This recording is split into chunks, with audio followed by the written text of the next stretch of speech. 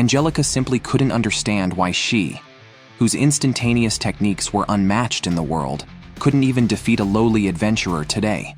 Worse, the male protagonist suspected her of having secured her position in the Knight's Order through backdoor connections. Little did she know that to Rick, her movements appeared as slow as a snail's. Rick couldn't help but wonder if he might actually be stronger after all, which was understandable given that his masters were the strongest adventurers on the continent, and the training he had undergone was nothing short of hellish. The constant belittlement from his masters led him to believe that they represented only the starting point of combat power on the continent. After successfully graduating, Rick planned to register his level at the Adventurers Guild. He learned that to obtain an adventurer's identity, he would need to pass a test. No sooner had he completed the procedures than a drunkard approached the front desk, causing trouble. With a spirit of helping others, Rick quickly patted the man's chest to sober him up, and sure enough, the man immediately quieted down, even frothing at the mouth in gratitude to Rick. Seeing that the situation was getting out of hand, Rick quickly smoothed things over by claiming he had been confused by the alcohol and advised the onlookers not to drink counterfeit alcohol like he had. After obtaining his examination slip, when Elfelt, his master, inquired about his progress, Rick, distractedly staring at a woman with large breasts, gave irrelevant answers. Unbeknownst to Rick, the front desk was in chaos by then. His handprint had even left an imprint on a steel armor. Moreover, someone recognized the drunk man's identity. He was an A-class criminal recently wanted by the authorities. Soon, the first magic test began. Most participants were above level D, but when it was Rick's turn, everyone laughed at him. However, unbeknownst to them, as Rick left, the crystal ball cracked. The examiner, however, didn't care, assuming it was normal wear and tear. Then came the strength test, where the examiner scored participants based on the damage they inflicted on slime-filled punching bags. Rick was initially afraid, having trained with a golden slime as hard as dragon's teeth. Soon, a wealthy heir took the stage, hailed by all as a prodigious genius. Rick was curious about his strength. The heir struck a supremely cliched pose, drawing everyone's attention. However, when he launched a fireball, though it was very small, it received lavish praise from the audience. Rick, knowing that his lowly master could unleash fireballs not only larger, but also of nation-destroying power, began to suspect that the wealthy heir was deliberately suppressing his power. If so, he truly was a genius. When it was Rick's turn, seeing that he was a 30-year-old newbie adventurer and considering his poor magic test results, the examiner advised Rick to give up on becoming an adventurer. Rick was almost persuaded to quit, but remembering his years of effort, he assumed his strongest attack posture and smashed the punching bag. Despite the wealthy heir's displeasure, he restrained himself and proceeded to the next test. Unexpectedly, Rick not only easily defended against a 4th-tier magic attack, but also declared his intention to challenge a 5th-tier spell. Hearing this, the examiner became furious, feeling underestimated, and launched a powerful attack. As expected, the 5th-tier spell shattered the defensive barrier, but Rick remained completely unharmed. The Knight Captain's attention was captured by the tremendous uproar. Learning that Rick not only effortlessly blocked a 5th-tier magic spell, but also shattered a slime-filled punching bag with his bare hands, the Knight Captain became interested. After all the tests were completed, the wealthy heir came to cause trouble again. Annoyed by Rick stealing the spotlight all day, he was not pleased, but he wasn't foolish either. He directly brought in his sister Angelica, a 2nd-class knight of the kingdom, planning to teach Rick a lesson. Angelica casually threw her glove at Rick as a challenge for a duel. Rick, mistaking the glove for a free gift, was unaware that picking up the glove in the kingdom meant accepting the duel. With no choice, Rick followed her to the duel arena. As per tradition, both duelists could make a victory demand. Angelica demanded that the loser serve the winner until death, which seemed like an easy condition. However, Rick panicked upon hearing 2nd-class knight, comparable to a B-class adventurer, and even vomited on the spot, thinking he was just an F-class weakling. Encouraged by Elfelt, Rick gathered himself to face the duel. Angelica planned to intimidate Rick right from the start, so she buffed herself and launched her attack, instantly slicing through the iron bars behind her. Seeing Rick's shocked expression, she thought her move had intimidated him, but Rick was only rubbing his eyes in disbelief. When she attacked again, Rick found it too slow. Is this the Night Order's strength? He wondered. Unable to believe it, as her speed was comparable to a first-class knight, Angelica accelerated and executed her fastest sword technique. To Rick, however, it still seemed as slow as a snail. Just then, Angelica unexpectedly kicked a stone, causing her body to spin out uncontrollably like a windmill. This disorderly attack made Rick dismiss his thoughts of being strong. To ease the awkwardness, Angelica, trying to maintain composure, praised Rick for evading even such an attack and declared she would get serious now. She then used her tri-foot kill, a move she could only perform 3 times. Rick easily dodged it again. Angelica panicked. The move was too draining, but determined not to lose the duel, she used it again, only to be dodged once more. With only one chance left, she went all in. But another mishap occurred. A stone on the ground tripped her, causing her to fly low across the ground. Rick, thinking she was aiming for a crippling blow, stopped her with a punch, but accidentally used too much force, creating a huge crater. Angelica was dumbfounded, realizing she might have been knocked out if not for the trip. Rick regretted that his punch had deviated again. Terrified, Angelica asked who he was. Rick replied that he was just the worst F-class adventurer, a claim she couldn't believe. With no choice but to continue the duel, Rick was ready to fight, but for her own safety, Angelica quickly surrendered. As Rick was still in shock, she turned and left swiftly. But Rick wasn't foolish. "What about the stakes we agreed on?" he reminded. Angelica, realizing her predicament, turned pale and ran off quickly. That might have been the fastest she moved today. The novice Uncle Rick never expected that he would accidentally join the legendary team of adventurers, only to live a life like hell every day. After training desperately for 2.5 years, he unknowingly became the strongest S-rank adventurer on the surface. To him, mighty dragons were like toys. However, because he had never left the mountain during his training and was often ridiculed by his masters, Rick always thought he was still weak. A simple level 1 exam made Rick extremely nervous, only because Elfelt had once said that failing the exam would mean doubling the training workload upon returning, which was no different from a death sentence. Fortunately, he successfully passed the first stage of the assessment, and his hanging heart was finally able to relax. Just as he was preparing to leave, a pungent smell suddenly filled the air. A self-proclaimed handsome man named Raster approached to flirt with Elfelt. He was the eldest son of Duke Diarmoit, and the brother of Fried and Angelica, whom Rick had encountered earlier. Rick initially thought Raster was also a candidate and tried to greet him, but was met with a look of utter disdain. Raster then took Elfelt by the hand, started spouting cheesy love lines, and even proposed to make her his second wife. At this, Elfelt's eyes instantly filled with murderous intent. Seeing trouble, Rick quickly interrupted Raster, claiming that Elfelt was his girlfriend and that he couldn't just stand by. Raster, dismissive, laughed when he saw Rick's exam certificate. He couldn't help but mock Rick, noting that at Rick's age, he was still stuck at F rank, whereas he himself had advanced to E rank at the age of 14 and was now not only an A rank adventurer, but also the examiner for the second stage mock battle. Despite this, Elfelt still rejected his invitation. Angered and embarrassed, Raster vowed that if he became Rick's examiner in the second stage, he would show Elfelt the gap in strength between them, convinced that she would surely change her mind. At this point, Rick was speechless and prayed that he wouldn't encounter Raster. Suddenly, he felt a pressure on his arm and realized that Elfelt had been holding on to him the whole time. He also apologized to Elfelt for claiming she was his girlfriend without her consent, but she seemed quite happy with it. Unbeknownst to them, once Raster returned, Fried and Angelica complained to their brother about being bullied by Rick, swearing to make Rick understand the consequences of angering the nobility. The next day, as the mock battle was about to begin, Rick was extremely anxious, worried about actually facing Raster as the examiner. Then, a middle-aged man suddenly appeared with good news. His name was Lynx, and he was assigned as Rick's examiner for the mock battle. Hearing this, Rick was overjoyed.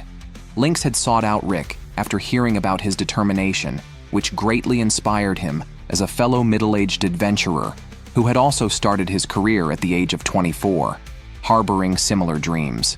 Although it took him 20 years to barely reach B rank. Even so, determined to climb to A rank to realize his dream, Rick found that Lynx, despite his age, was still fighting with a fiery passion, seeming like a friend with similar aspirations. Unbeknownst to them, their conversation was fully overheard by Raster, who was hiding nearby. When they reached the resting room, Rick thought he was lucky this time. But then, a staff member brought dire news. The originally assigned examiner, Lynx, had suddenly fallen ill, and Raster would be taking over as the examiner. This news terrified Rick so much that he choked. Other candidates also murmured complaints, because Raster, a noble from a distinguished family, had reached A rank at just 17 years old, not only hailed as a genius, but also known as the F-rank Terminator. It was rumored that he enjoyed tormenting the candidates he set his sights on each year. Hearing this, Rick paced nervously back and forth, afraid of being targeted by such a narrow-minded person, fearing the inhumane training that awaited him if he failed. Rick's lack of confidence stemmed from his late start compared to others, and his efforts along the way were often dismissed by others. Seeing this, Elfelt comforted him, saying that if one's confidence could be shaken by the words of others, conversely, it could also be stimulated by the words of others. Elfelt firmly believed that Rick was strong and would definitely pass the exam. At that moment, their conversation was interrupted. Freed, fully disguised, sweet-talked Rick, falsely offering to divine his fortune for free. Rick, unsuspecting, thought it would be a good omen before the mock battle. However, Elfelt felt something was off. The moment Rick sat down, a teleportation magic circle appeared on the stool. Before she could stop him, Rick was transported somewhere else. The next second, Elfelt reprimanded Freed. Meanwhile, Rick was transported outside the examination venue, confused and lost, when suddenly a group of people surrounded him. They were Raster's personal guard, intending to prevent Rick from participating in the exam. All present were adventurers of B rank and above. If Rick failed because of this, it would be embarrassing. At that moment, a voice was heard from afar. Rick's masters suddenly appeared. Rick was about to explain when he saw the minions behind him, so he lied, claiming they were just sparring before the exam. His bald master found this amusing and immediately offered to help. Rick panicked at once, urging the butler to lead people to flee, afraid they would all die here. But the butler, disdainful, immediately ordered them to be killed. However, the bloodbath Rick imagined did not occur. Instead, weapons shattered all over the ground. This infuriated the man, who then threw his weapon and violently attacked with his fists, only for his punch to be easily caught by the bald master. The next second, his palm was crushingly fractured, leaving the man in immense shock and fear. However, what was even more unexpected was that the opponent merely chanted for a moment, and the originally shattered palm was instantly healed. The bald master patiently instructed the weakling, telling him not to focus solely on strengthening his arms, but to always be aware that the body functions as a whole. This scene made the butler sweat profusely, and he seemed to faintly guess the identity of the other party. In fact, Master Mizet knew at a glance that they were here to cause trouble and immediately offered to resolve the situation peacefully for Rick. He then pulled out an American-style katana and started firing without a word, emptying the magazine and stunning Rick. Seeing the situation worsen, the man instantly took a little girl hostage. Upon seeing this, Rick urged the man to let her go quickly. However, the weakling was not likely to listen to reason, and she cast a high-level magic spell. At this moment, the butler also understood the identities of the group. The little girl, only 10 years old, was known as the strongest genius magician vampire in history. Mizet was a mix of dwarf and elf, possessing technology that seemed millennia ahead. The bald orc, both a monstrous creature of strength and possessing wisdom, along with the others, were not only the world's strongest S-rank adventurers, but also members of the legendary Orichalcum Fist squad. The butler never expected to see them with his own eyes one day, and immediately decided to retire, returning to the countryside to live out his life peacefully farming. Rick said he needed to go back and try hard on the exam and hurried away. At the same time, Freed was smug, believing that Rick, having been teleported away, could not safely return, especially with the family guard waiting for him. But unexpectedly, Rick suddenly appeared. Elfelt tossed Freed aside like trash. Just then, Lynx, weakened, walked over. From his mouth, Rick learned that Raster wanted to be Rick's examiner so badly that he had knocked him down deliberately, even asking about his own dreams. When he revealed his dream of building a school for aspiring adventurers in his remote hometown, he was brutally beaten and mocked, then locked up in a dark room. Although resentful, he could not refute Raster's words. He advised Rick to better give up on the exam, as the other party would definitely use all means to torment him. However, Rick interrupted him, insisting, "It's never too late to try new things, no matter how old one is." At that moment, Rick, extremely angered, immediately headed to the exam venue to teach Raster a lesson. Seeing his own guards shaking, Raster realized Rick had arrived. He had wanted Rick to lose his qualifications, to feel a devastating sense of powerlessness. But now that Rick had chosen to take the exam, he was ready to ruthlessly trample on his boring efforts and passion, to show him a fear that would make even hell pale in comparison. But Rick was not someone to be trifled with. Raster could never have imagined that his proudly wielded super-tier magic would be so weak in front of Rick. Rick, who was just a lowly F-rank middle-aged man, somehow managed to make Raster, an elite, flee in panic. Little did anyone know, Rick might appear as an F-rank on the surface, but under his monstrously strong master, he had trained to the death for 2.5 years, elevating his strength to that of the strongest S-rank adventurer on the surface. However, due to frequent mocking by his masters, Rick always thought he was still weak, despite being able to easily shatter a 2.5-ton boulder, a feat even an F-rank adventurer could accomplish. Undeterred, Rick decided to step into the E-rank promotion exam, determined to teach Raster a lesson for trampling on others' dreams. Alika, witnessing this, was very worried because she had heard that Raster liked to use his strength to utterly crush the examinees. However, the masters were not worried at all. Seeing Rick's arrival, Raster did not expect that his opponent could escape from his personal guard. If so, he was ready to crush Rick's boring efforts and passion. But before that, Rick curiously asked Raster why he chose to be an adventurer, only to find Raster's disdain for adventurers. Being a noble with high innate talent, Raster viewed adventuring merely as a way to increase his market value, planning to resign at any convenient reason. However, facing his own launched magic, Rick did not move, thinking he was frightened. Unknown to Raster, Rick was extremely angry after hearing his words, but remembered what Elfelt had told him before the exam, to stay absolutely calm and closely observe his opponent. Although he did not understand Elfelt's intent, he trusted her judgment. Then Raster unleashed a third-tier magic, intending to crush Rick's dreams in one blow. But what he never expected was that Rick, with just his physical body, could resist the third-tier magic unscathed, shocking Elisa. But Master told her not to worry too much. The magical power of adventurers is very special. If not strengthened before the age of 20, it cannot grow later on. Rick began adventuring at 30, making his magical power minuscule. Therefore, his bald master subjected him to inhuman physical training, each leg weighed down with 100 kilograms, desperately crossing a den filled with carnivorous, magical beasts.